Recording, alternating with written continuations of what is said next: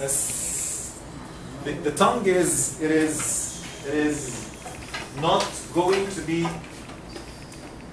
not going to go up, but whenever we have sad and va, sa and za, the tongue middle part and this part will go up. Okay. But Professor, in the upper three words, the tongue should protrude outside, right? Yes. And in the lower three words, the tongue should remain inside the teeth. Yes, that's right. So this is actually the main difference. But where exactly the tongue, he is asking about the tongue, right? The tip of the tongue. Where exactly it should be? I think that it is the same. I cannot say whether it's upper or lower, but it's in the middle maybe, or as it is. We are not going to move our tongue tip in these letters. As because if we try to touch both teeth while reciting, for example, sin or fa, then it will not be good. Ultimately, the tongue touches the lower teeth without any effort. Okay, if it's now for these letters, we know that we are going to find our tongue here. For these letters, you mean that it will be, the tongue will be the same. If you wanted to say that it will be in the same level of the lower teeth, okay. So this is okay. I mean that the tongue will be the same as it is. Okay. Because normally it doesn't touch the upper teeth. So in these letters, it will not touch the upper teeth. Yes, okay. It will not touch. I agree with that. Can you please differentiate between three pairs? The first pair is ta, attu, and attu. Okay. And the second pair is za and do, The do, and go. and the third pair is swad and sin. Swad and sin. Okay. So this is in the qualities actually. I mean that I cannot say to you, and you are not going to understand if we pinpoint exactly where is the place of articulation, because this is something even that you read it, because I read it many times. You'll find that the ulama, they are trying to give it very accurately. But the problem that you do not understand how your tongue will be in this place, okay? Because it is something by default. You cannot control it. So what we can control and how we can differentiate between the two by the qualities. This is what actually I always do. For example, you say that sad and sin. Okay? Sad and sin, this is huruf isti'la and this is huruf istifal. I mean that it's heavy letter. We call that as-salihin. As-salihin. But in sin we say sama. It is not heavy. Okay? You said also dal and va, right? So the same. Va, it is from huruf al-isti'la, heavy. الظالمين. Okay. But here that it is from huruf al-istifal, الذاريات, for example. The qualities will make it very easy for you. You said that ta and ta, the same. Ta from huruf al-isti'la, which is الطامة. Okay. But here ta, it is from huruf al-istifal, which is like تائبين. Okay. تائبون. So this is, the qualities will make it very clear for you. Do not go, because whenever I read it, whenever I go through the points of articulation in the books of the ulama, it is very detailed. Very detailed to the point that you cannot understand what really they are talking about. But whenever you practice it, then you will find it very easy by applying the qualities as I said to you, which inshallah we're going to explain in detail. Okay. So this is for the qualities, this is for the letters and the points of articulation. Let's inshallah go to some rulings. After having the rulings, inshallah, we're going to practice with some surahs in the Quran. Okay. Let's start with أحكام النون والميم المشددتين. Okay. أحكام النون والميم المشددتين. This is in the page. I'm not sure. This is the page 6. Okay, page 6, yes. This is page 6 in your class notes. So here. Okay. This is أحكام النون والميم مشددان. Most common ruling, which is rules of noon and mim mushaddad or mushaddada. Okay? The way of pronouncing. Noon and mim, which is noon, which is this is something like this, and we have shadda here, or mim with shadda above it. This is the noon and mim. That is, you're going to find it in the Quran. If a mim or noon is mushaddada, this is the diacritical sign here is shadda. We call it in Arabic shadda. Okay? The diacritical sign is shadda. That is, it has shadda sign on it. The reader must do gunna or nasal sound of 2 beats on it. What does it mean? What is the meaning of nasal? First of all, what is the meaning of nasal sound? What is the meaning of beats? Okay? Nasal, it is a kind of, from the nose, there is some kind of sound that is going whenever that you are trying to pronounce these letters. Okay? Like an. If you're having a flu, for example, then it will be closed. So it is closed. So this is why we say it's a nasal sound. Okay, nasal sound. So this is the meaning of nasal sound. Ghunna means nasal sound. Of 2 beats means like beat like less than second. It is the time that you take for stretching your finger, for example, like this. Okay, this is the 1 beat. So 2 beats, something like this. Okay, it differs from 1 to, but it is very easy. Okay, to stretch your finger and roll it back. Okay, and again, this is the way for measuring. But before, in the time of the righteous predecessors, they do not have such kind of terminologies. Okay, that beats and so on. They are listening to the sheikh, and the sheikh, whenever he says, for example, for example, whenever we make it shadda, it is like an. So an, this time, this is the 2 beats. This is the 2 beats now, without describing with the hands or fingers or so on. Okay. If the reader stops on a word ending with noon or mim mushaddada, the ghunna for the mim or noon mushaddad still have to be applied. Like what? Like the word jan, for example. Jan. لم يطمثهن إنس قبلهم ولا جان. You will find in the Mus'haf, in the Quran, jan is mushaddada. So if you're going to stop at it, okay, if you're going to stop at this word ends with this letter, and it's mushaddada. So we should still have this ghunna. Actually, jan, it is because it is mad, and this is mushaddada, so this is, we prolong it for 6 beats. So it should be jan. Okay? Okay, jan. Okay, so this is the meaning of this step here. Let's go to the examples. Professor? Yes? The gunna should be applied here, but should it also be 2 beats then? If it's 2 beats. Here, for this one, should be 2 beats. When the gunna is applied, it means it should be. Mm-hmm. When the gunna is applied, it means it should be 2 beats. Yeah, that's right. Gunna means 2 beats, always. This is some examples of it. So, anna. Anna. Anna. Anna. Okay. Here, amma. Amma. Amma. Amma. Here, for example, لترون. لترون. لترون. لترون. Here, وأما. وأما. وأما. وأما. Here, الناس. الناس. الناس. الناس. Take care here, for example, some people they make it like one beat, or like there is no gunna. They say قل أعوذ برب الناس. Nas. This nas, it is not like قل أعوذ برب الناس. This one is different than this one.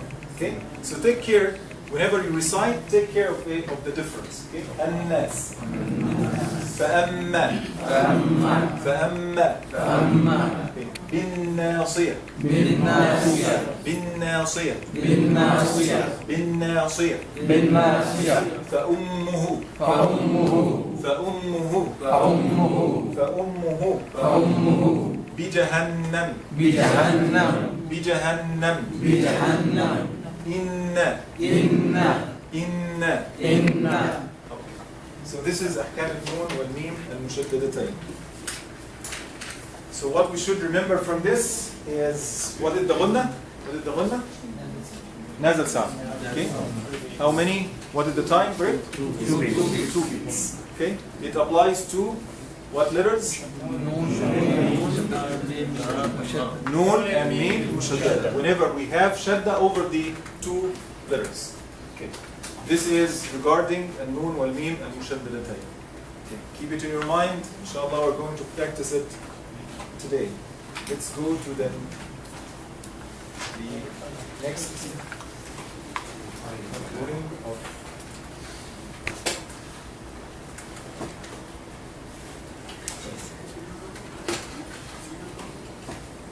this is what we call it al-qalqala.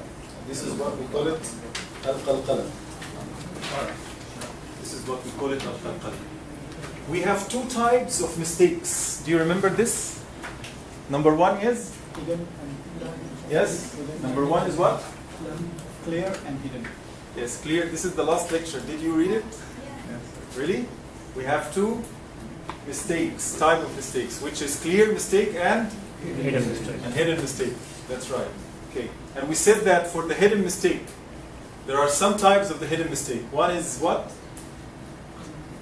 For the instead of if we can say like this.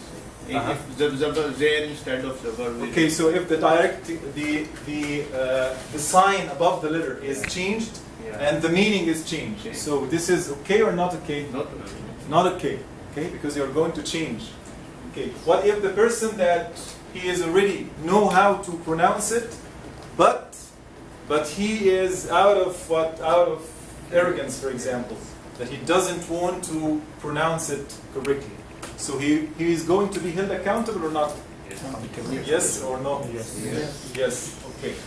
Okay. So this is for the. Just I'm asking from one time to time. Remember what we have said and take care of the rulings that I have said right now because I'm going to ask you again. Okay. Let's go to the qalqala. The qalqala is the meaning of the qalqala means vibration. It is the vibration of sound at the end of the pronunciation of a letter. Okay, it is like echoing. It can be stated as a state between sakin, letter with sukoon, sign on it, and mutaharrik, letter with movement. We have in Arabic in general, we have 2 types of letters, sakin or mutaharrik. Sakin means that it has sukoon above it, and mutaharrik means it has haraka, which is the diacritical sign above it. Okay? So whenever I say sakin and mutaharrik, remember this. Okay? Remember this. In general, in Arabic, Arab people, they do not start with harf sakin. Ever. It is not in Arabic. Okay? It is maybe in other language. Okay? It is maybe in other language that you can start with. There is no word in Arabic starts with sakin. You cannot say it in Arabic. Okay? So it is, for example, I was trying to find a letter for this in English, for example, to start with, but you will find, I found that in one word. I'm not sure actually this is right or wrong in English, but for example, in Arabic, in Latin America, we have the Brazil, right? This is the country. Whenever you pronounce it in Arabic, we say Barazil. Barazil. Look to the ba. We say ba. Barazil. In English, and this is a common mistake, even most of the Egyptians they say, like they say Barazil, and they meant it in English, but actually this is not right. In English it should be Brazil. Look to this. Brazil. Ba, there is nothing. It's not ba, not bu, not b. It is what? Brazil. That is what sakin. This you cannot say it in Arabic at all. This is why it's a common mistake. Even in most of the Arab countries, they are doing it like this. Even that they are speaking in English, they say that Brazil, for example. And this is actually not right. Because the word itself starts with sakin. So you cannot say it. You should say it like this, Brazil. And another word, for example, some lahjat, some accents, for example, in Tunisia. We have in Arabic something, al-baras, for example. It's a kind of disease, okay? This lam, okay, this lam, it should be sakina. So whenever we want to pronounce this kind of word, we should put something before it, okay? Hamza, we call it hamza qata, for example. We say al-baras, al-baras, al-baras. I heard one person in Tunisia that is saying this word, without hamzat al-qat, without this one. So he's saying it like what? Yes, libras. Libras. It is not la, it is not lu, it is not li. It is libras, like this. You take it very fast. So I found that really it's not Arabic. This is a kind of accent for Tunisian people. So take care of this. Whenever Arab people in general, they do not start with any sakin. Okay? But they should, whenever they stop, they should stop on a second letter. Okay?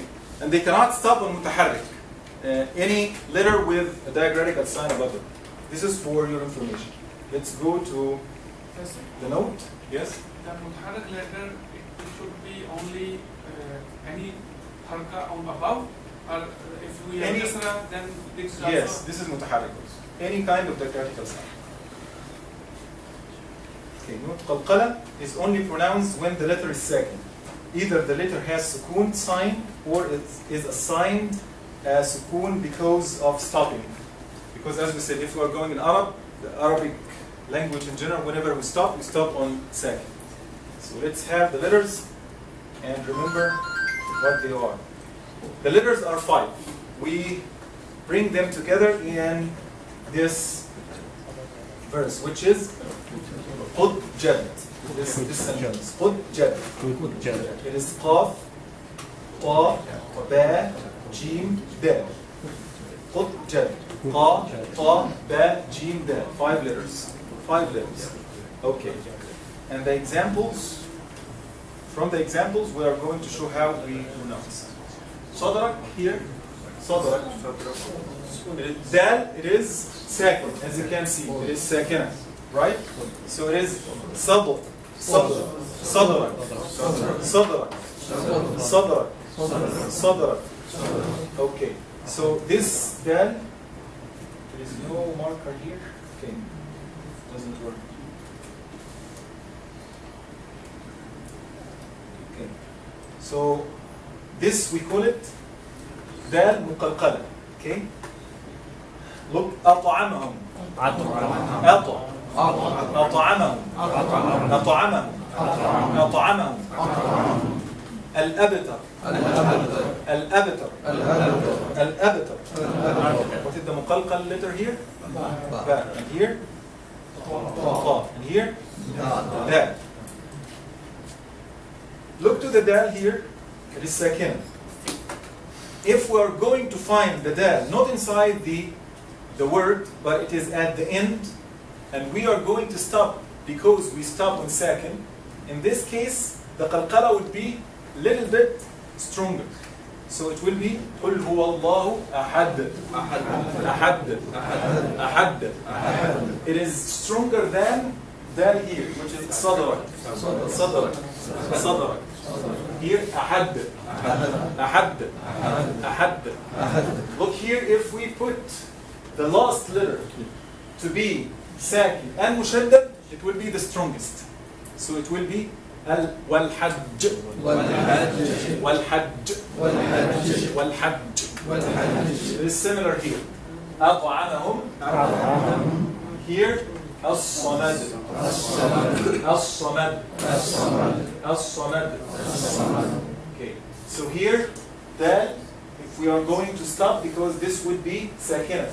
this dhamma will be sukun if we're going to stop. So in this case, it will be as-samad. As-samad.